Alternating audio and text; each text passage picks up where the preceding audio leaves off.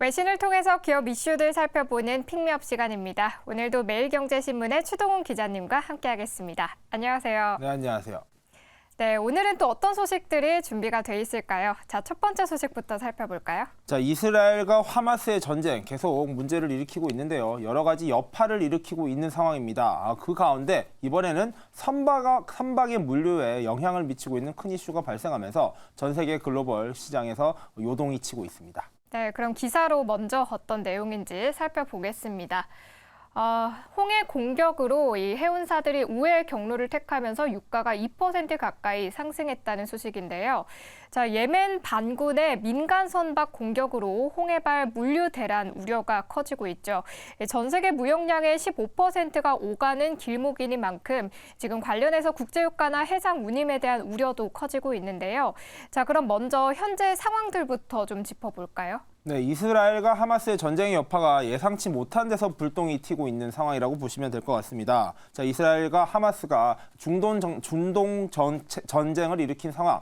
그렇다 보니까 유가에 직접 영향을 미칠 것이다라는 우려가 있었는데 다행히도 전쟁의 여파는 비껴가는 분위기였습니다. 하지만 이란과 가까운, 즉 중동에서 아랍 국가가 가깝다라고 평가를 받고 있는 예멘에 있는 반군 후티 쪽에서 이 수에즈 운하로 흐르는 홍해 인근에서 민간 선박에 대한 공격을 이어가면서 예상치 못한 충격파를 일으키고 있는 상황입니다.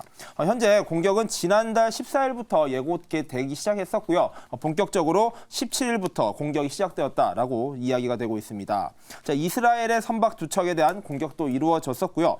뿐만 아니라 차량 운반용 화물선, 갤럭시 리도 등을 납포하기도 했습니다. 예멘 반군의 움직임이 계속 격화되다 보니까 15%의 물류량을 가지고 있는 이 수에즈 운하에 대한 사용 자체가 어려워지고 있는 상황이라고 보시면 될 것 같습니다.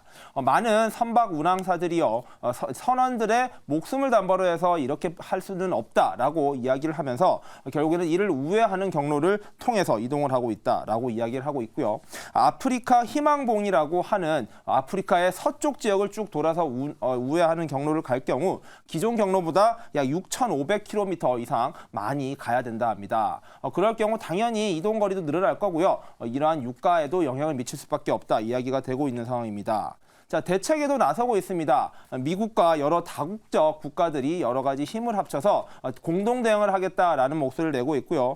이에 대한 움직임도 시작되고 있지만 운항사들은 일단은 몸을 사리겠다라는 입장입니다. 현재 여러 회사들이 이러한 상황에서 힘을 실어주고 있는데요. 세계 2위 해운사입니다. 덴마크의 머스크사는요, 지난 15일부터 시작해서 모든 선박들의 수에즈 운하 이용을 중단하겠다라고 발표를 했습니다. 뿐만 아니라 독일의 하파그로이드, 한국의 HMM 등 주요 해운사가 지중해와 홍해를 잇는 수에즈 운하를 쓰지 않겠다라고 발표를 하면서 현재 전 세계 해상을 이용한 물류 공급망에는 차질이 발생하고 있다라고 이야기가 되고 있습니다. 이러한 분위기는 계속 강화되고 있는 분위기고요. 영국의 글로벌 에너지 기업 BP 역시 이러한 후티를 피하기 위해서 홍해를 이용하지 않겠다라고 발표를 하면서 에너지 공급난에도 문제가 발생할 상황이 얼마나 지속될지에 대한 관심이 커지고 있는 상황입니다.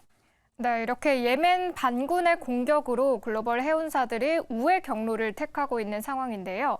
자, 그럼 이에 따른 유가 움직임이나 또 해상 운임 전망도 같이 짚어볼까요? 사실 유가 같은 경우에는 이번 전쟁과는 무관하게 움직이는 분위기였습니다. 그냥 경기가 나빠진다라면서 유가가 빠졌었고요. 다시 반등에 들어가는 모습이었는데 이 전쟁에 예상치 못한 파편 효과가 튀고 있는 것으로 봐야 될 것 같고요.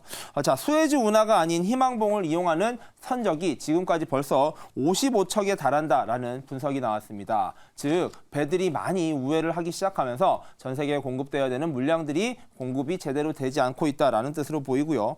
소요 기간이 최소한 7일에서 8일, 즉 일주일가량 이상은 공급이 지연되고 있다라는 상황이 앞으로 계속될 것으로 예상됩니다.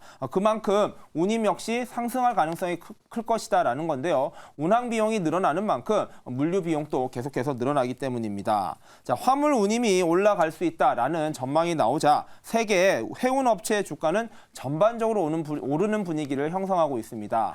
당연히 현재로서 해운업계에서는 살짝의 호재, 주가 호재로 좀 받아들여지고 있다라는 점도 체크해 보시면 좋을 것 것 같고요. 유가가 뛰기 시작했습니다. 오히려 해상 운임이 계속해서 늘어날 수 있고요. 이동 거리가 늘어나는 만큼 이러한 기름에 대한 수요가 늘어난다라고 해석이 되기 때문인데요. 2024년 2월물 기준 서부 텍사스산 원유 같은 경우에도 전날보다 1.44%나 오른 배럴당 72달러에 거래가 됐고요. 브렌트유 역시 1.83% WTI보다도 더 많은 높은 유가 상승률을 보이면서 시장에서는 조금 위기감이 표출되고 있는 상황입니다. 이렇게 예상치 못했던 공습에 의해서 여러 가지 변수가 발생하고 있는 상황, 아무래도 공급망 이슈나 유가 영향이 클 것으로 예상되는 만큼 이러한 반란군들의 움직임이 언제까지 지속될지 그리고 대응이 언제쯤 마무리될지 등도 살펴보시면 좋을 것 같습니다. 네, 이렇게 오늘 첫 번째 기사로는 홍해발 물류대란 우려에 따른 유가 상승과 전반적인 이야기들 함께 짚어봤고요. 자, 그럼 이어서 다음 기사로 넘어가 보도록 하겠습니다. 자, 두 번째 기사인데요. 어떤 소식이죠? 자, 이제 국내에선 유통 공룡이라고 불리는 기업인데요. 사실 미국에 상장되어 있는 기업입니다. 쿠팡의 이야기인데요. 쿠팡이 그전에 약했었다라고 평가를 받고 있는 패션 부문을 강화하기 위한 전략적 투자를 단행했습니다. 네, 그럼 기사로 체크를 해보겠습니다. 한국의 쿠팡이 온라인 럭셔리 유통업체 팝패치를 인수한다라는 기사인데요. 자, 이제는 쿠팡에서 명품 쇼핑을 하는 시대가 올까요? 사실 저는 처음 알았는데요. 이 쿠팡에서도 지금 명품이 판매가 되고 있기는 하더라고요. 자, 그런데 지금까지는 경쟁력이 부족했는데 이번 인수로 이 명품과 패션 라인업이 강화될 것이라는 기대가 커지고 있습니다. 자, 기사 내용 자세하게 한번 볼까요? 자, 이커머스에서 시작을 해서 이제는 유통 공룡이다. 대기업의 견주어도 뒤지지 않는 경쟁력을 가지고 있는 기업입니다. 쿠팡인데요. 사실 수많은 적자로 인해서 기업 가치적인 평가로는 부정적인 평가도 많이 받아왔었습니다. 하지만 국내에서 미치는 영향력 그리고 시장에서 여러 가지 긍정적인 힘을 발휘하면서 쿠팡의 영향력은 계속해서 커지고 있다라고 보시면 될 것 같은데요. 미국에 상장되어 있다 보니까 미국 현지에서도 이 쿠팡의 뉴스에 대해 관심을 가지고 있습니다. 특히 이번에 피인수가 될 것으로 예상되는 팝패치 같은 경우에는 코로나 시국에 워낙 주목받았던 기업인데요. 이 기업을 쿠팡이 인수한다라는 뉴스가 나오면서 시장에선 화제를 모으고 있습니다. 자, 인수 가격은요. 5억 달러 정도로 결정이 됐습니다. 한국 돈으로는 6,515억 정도 됐는데요. 이 어마어마한 돈을 투자하는 이유, 쿠팡이 기존에 약했다라고 평가받고 있는 패션 업계, 특히 명품 업계를 확장하기 위한 전략이라는 평가가 나오고 있습니다. 자, 쿠팡 같은 경우에는 사실 없는 것 빼고는 전부 판다라고 해도 과언이 아닐 만큼 다양한 물품들을 굉장히 빠르게 배송하는 것으로 유명한데요. 이번에 명품 시장을까지 진출함으로써 패션 부분에서의 부족한 점을 채우겠다라고 분석이 되고 있습니다. 다만 이 팝패치라는 기업이 그만큼 가치가 있는 기업인가에 대해서는 평가가 갈리고 있다라고 이야기가 되고 있는데요. 실제로 팝패치 같은 경우에는 코로나 시국에 오프라인을 대신해서 이러한 온라인 쇼핑의 대세로 떠오르면서 당시 주목을 받았던 명품 거래 플랫폼입니다. 수수료를 30% 정도 받아가면서요. 명품 기업들과 소비자들을 직접 연결해주는 플랫폼이라고 보시면 될 것 같은데요. 기업 가치가 한때는 많이 올랐었습니다. 230억 달러까지 평가를 받았었는데 현재 기업 가치는 2억 5천만 달러, 즉 그 기업 가치가 10분의 1 수준으로 줄어들었다라고 이야기가 되고 있습니다. 결국에는 쿠팡이 인수한 가격도 현재 평가받고 있는 기업 가치보다는 2배가량 높은 가격이다라고 분석이 되고 있는데요. 쿠팡의 이러한 전략적 투자가 과연 성공으로 이어질 수 있을지에 대한 관심은 커질 것으로 보이고요. 사실 패션에 대한 관심은 여러 기업들이 크게 드러내고 있습니다. 아마존 같은 경우에도요. 패션 경쟁력을 강화시키기 위한 움직임을 보이고 있고 중국 기업 쉬인 같은 경우에도 미국 시장에서 패스트 패션 분야로 사업을 확장하면서 계속해서 패션 분야에 대한 경쟁력이 커져가고 있는 상황입니다. 자, 이런 가운데 쿠팡의 이번 기업 인수가 과연 글로벌 기업으로서의 경쟁력을 보여줄 수 있을지 쿠팡에게 위기가 될지 기회가 될지 등도 잘 살펴보시면 도움이 되실 것 같습니다. 네, 쿠팡의 글로벌 기업 인수는 창립 이후 이번이 처음 있는 일이라고 하는데요. 쿠팡의 새로운 모습도 기대를 해보도록 하겠습니다. 자, 그럼 이어서 마지막 기사로 넘어가 보겠습니다. 자, 마지막 소식은 어떤 소식일까요? 자, 이제 크리스마스가 일주일도 채 남지 않았습니까?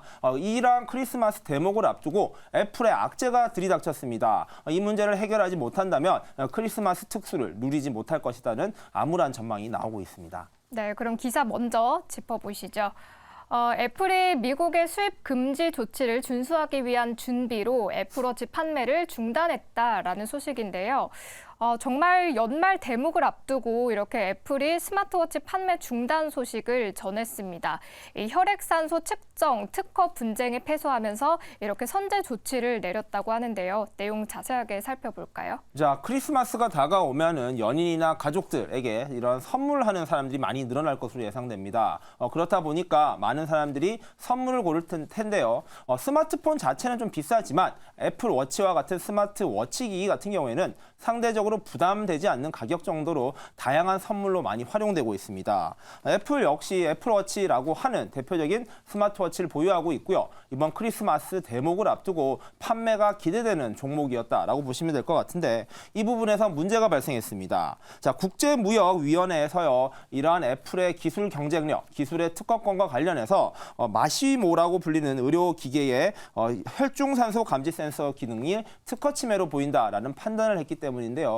이게 10월 달에 나왔습니다. 그에 대한 후속 조치, 애플이 어떻게 대응하느냐를 놓고 시장의 관심이 높았었는데 애플이 21일부터 25일까지 판매를 중단하겠다라고 선제적 조치를 내놓으면서 그 배경을 놓고 여러 가지 관심이 쏠리고 있는 상황입니다. 사실 이유가 있습니다. 이게 ITC, 그러니까 국제무역위원회 판결이 나왔음에도 이 미국 정부가 이에 대한 판결을 거부권을 행사할 수 있는 권한이 있다라는 겁니다. 자, 미국 시장에서 미국 기업 애플이 사업을 펼쳐나가는 데 있어서 국제기관의 판단에 대해 미국 정부의 거부권이 있다라는 것인데요. 이러한 거부권을 행사할 수 있는 기한이 바로 25일이라는 것입니다. 그런 만큼 바이든 정부가 어떻게 판단을 내릴지에 대해서 애플이 사실상 권리를 위임했다라고 보시면 될 것 같고요.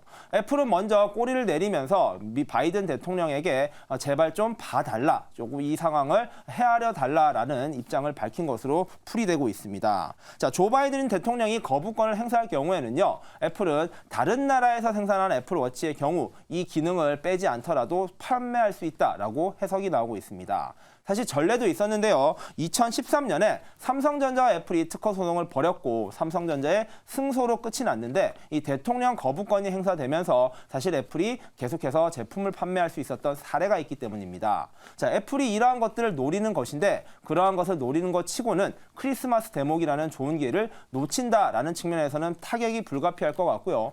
애플의 이러한 묘수가 정말로 잘 먹힐지는 25일이 되어서야 판가름 날 것으로 예상됩니다. 네, 이렇게 오늘 마지막 기사로는 이 특허 분쟁 패소에 따른 애플의 스마트워치 판매 중단 소식 정리를 해봤습니다. 자, 오늘 저희가 준비한 소식은 여기까지고요. 오늘도 매일경제신문의 추동훈 기자님과 함께했습니다. 고맙습니다. 네, 감사합니다.